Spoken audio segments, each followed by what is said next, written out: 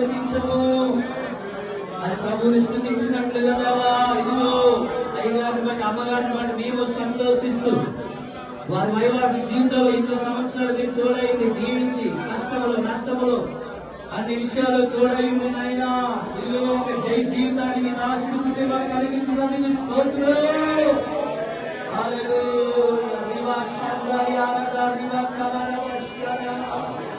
మహిమ నీకే, ఘనత నీకే ప్రభువా.